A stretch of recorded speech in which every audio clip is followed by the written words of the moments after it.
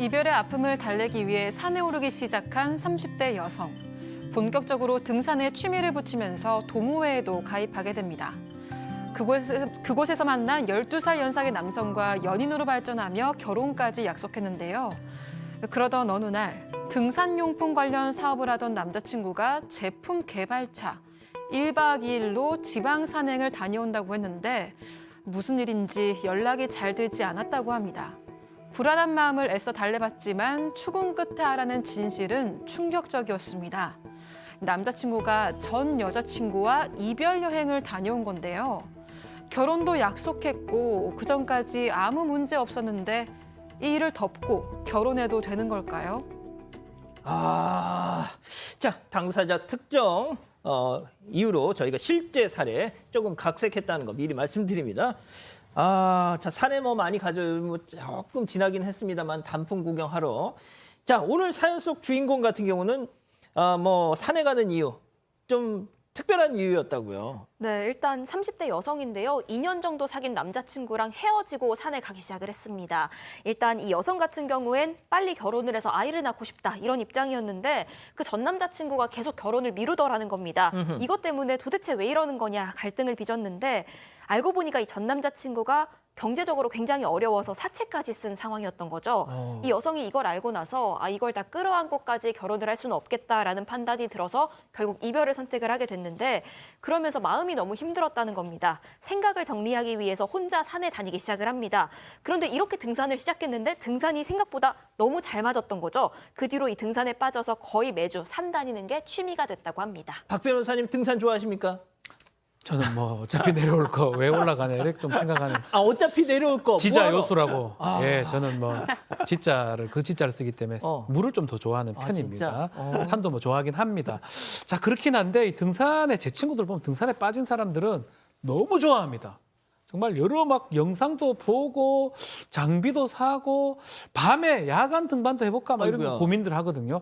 하다 보면 결국은 동호회를 좀 찾기 시작합니다. 하다 보면 같은 취미, 비슷한 취미 가진 사람들 이제 구하기도 하고 같은 연령이라든지 같은 취미 가진 사람들하고 같이 뭐 봄에는 지리산, 여름에는 한라산, 가을엔 또 설악산 가줘야 되는 거거든요. 겨울엔 덕유산.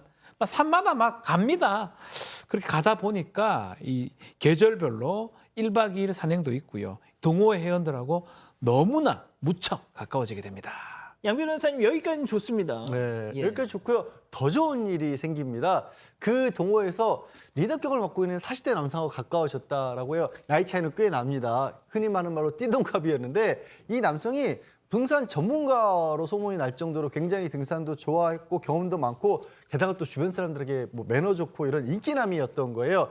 여기서 더 깊은 어떤 공통점, 뜻밖의 공통점이 나오는데 그 남성이 등산을 시작하게 된 계기 역시도 이별의 아픔을 극복하기 위해서였던 겁니다. 이 남성 같은 경우에는 이 사연의 여성은 2년 사귀었는데 이 남성은 7년 사귄 여자친구랑 그 여자친구 집에서 반대하는 바람에 헤어져서 그 이별의 아픔에서 벗어나려고 등산을 시작했던 겁니다. 그렇습니다. 일단 40대 남성, 12살 연상. 좋습니다, 교수님. 네, 뭐 그분 입장에서는 이 어린 여자친구가 얼마나 이뻤겠어요. 12살이면은 진짜 띠동갑인데.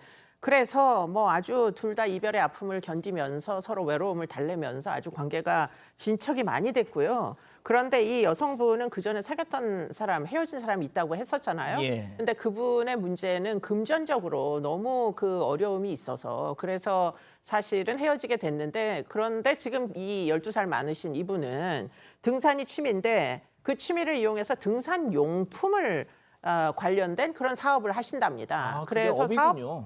사업 수완도 있고 그러다 보니까 그 경제력과 그리고는 뭐 여러 가지 말도 통하고 그래가지고는 나무랄 게 없는 관계다 이렇게 생각을 했다는 거예요. 좋은데요, 뭐. 네, 이렇게 새로운 사랑을 한창 키워나가면서 이제 결혼까지 약속을 하게 됩니다. 그런데 어느 날 뭐 새로운 등산 제품이 하나 있는데 뭐 이거 개발도 하고 테스트도 할 겸 그 동호회 회원들 데리고 1박 2일 등산 다녀오겠다라는 얘기를 이 남자친구가 꺼냅니다. 그런데 뭐 이런 적이 종종 있었기 때문에요. 그래라고 얘기를 하면서 보내줬습니다.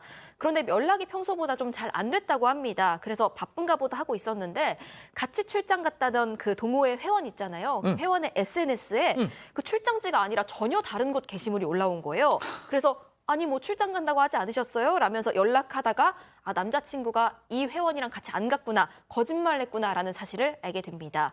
그래서 다녀온 남자친구에게 물었습니다. 그랬더니 남자친구가 실토를 했는데 그 대답이 충격적이었습니다. 그 7년 사귀었다는 전 여자친구 있잖아요. 그 전 여자친구로부터 얼마 전에 연락이 왔다는 겁니다. 그러면서 연락이 닿아서 이별 여행이 필요한 것 같아서 둘이서 1박 2일로 이별 여행을 다녀왔다는 겁니다. 참. 예, 뭐 양 변호사님. 이별 여행 뭐 있을 수 있다고 얼핏 생각이 들 수도 있는데 문제는 이미 이별한 지 2년이 지난 상황이었어요. 그러니까 7년 사귀다가 헤어져서 2년이 지났는데 웬 이별을 또 해요? 그러니까 여성에게 연락이 온 건 이런 겁니다. 사실 저 여성 아까 그 부모님이 반대해서 이 사연 속의 남성과 헤어졌다고 했잖아요. 근데 부모님이 반대해서 다른 남자를 만났는데 그 남성하고 결혼도 이루어지지가 않았던 겁니다. 그래서 저 여성 입장에서는 뭔가 좀 심란했던 상황인 건 맞아요. 그래서 이 전 남자친구, 2년 전에 헤어진 남자친구가 생각이 나서 연락한 것까지는 저는 이해할 수 있어요. 근데 이걸 받은 남자친구가 아니 지금 새로 결혼하기로 한 사람이 있잖아요. 그런 상황에서 연락이 왔는데 자기 말로는 뭐 처음에는 지금 만나는 사람 있으니까 안 된다 그렇게 얘기를 하다가 그냥 한 번만 만나달라고 해서 만났고 그 완벽하게 이별을 하기 위해서 여행을 가자고 해서 그걸 거절을 못했다고 하는데 아니 2년 전에 헤어졌는데 완벽하게 정리가 안 돼 있으면 그 다른 여성이랑 결혼 약속 어떻게 한 거예요? 자, 정말 이것만 아니면 모든 게 다 괜찮고 완벽했던 남자친구였는데 전 여친과의 이별 여행이 결국 이 두 커플의 발목을 잡고 있습니다. 자, 오늘 별별 극장 남자친구 역할의 박지은 변호사, 여자친구 역할의 이자연 기자가 준비했습니다. 자, 레디 액션! 야, 박지훈, 7년 사귄 여자친구랑 이별 여행? 야, 길을 막고 세상 사람들 누구한테나 다 물어봐라. 이게 말이 되는지. 네가 얼마나 속상한지 내 다 알고 있다. 뭘 걱정하는지 내 다 안다. 앞으로 절대 이런 일 없다. 이번에 진짜 싹 다 정리하고 왔달게. 됐고. 나 진짜 거기서 무슨 일 있었는지 상상도 하기가 싫다. 내가 요즘 잠을 못 자, 열받아서. 아이, 열받지 마라. 열을 왜 받노? 우리 거기 가서 방을 2개 잡았다. 진짜 아무 일도 없었고 막 순수하게 서로 잘 살자. 우리 잘 살자 하면서 잘 헤어져 왔어. 내를 믿어도 결혼하고 문제 생긴 남자들보다 차라리 먼저 가서 이게 더 낫지 않나? 우리 우리 말고. 진짜 방을 2개를 잡았든 3개를 잡았든 이제 말 같지도 않은 소리 하지 말고 저리 가. 말도 걸지 말고. 좀 살려둬. 그렇습니다. 진짜. 예, 자, 모르겠습니다. 그 이수정 교수님, 네. 부군과 결혼한 게 몇 년도시죠? 기억도 안 나네요. 너무 하시는 거 아니겠습니까? 인간적으로? 한 90년대 초. 네, 아니에요. 80년대 했어요. 우와. 예, 아무튼. 자, 네. 그때 이별 여행이라는 그 표현이 있었습니까? 저희는 없었죠. 지금 저런 조가 나타난 지는 한 30년 덜 된 것 같아요. 이별을 기념하기 위해서 여행을 가서 1박 2일로다가 밤을 지새운다? 상상하기가 일단 어려운 일이죠. 근데 어쨌든 이 사건의 경우에 이별 여행이 이제 쟁점이 되지만 기본적으로는 이 관계가 저는 의심이 되는 게 애당초에 끊어졌던 관계인지 그거를 모르겠어요. 그러니까 이제 뭐 결혼이 잘 안 되고 뭐 그런 어려운 과정 중에 지금 12살 어린 여자 이제 동호회 회원이 호감을 표현하니까 이게 처음에는 좀 양다리 비슷하게 진행이 됐던 건 아닌가? 이 남자의 말을 도대체 몇 % 정도 믿을 수 있을까? 이게 이제 근본적인 의심입니다. 야, 범죄 심리학적으로 이렇게 접근을 하니까 약간 좀 무섭기도 하고. 예, 좋습니다. 자, 그러면 여기서 별별 상담소 오늘의 궁금증 짚어보죠.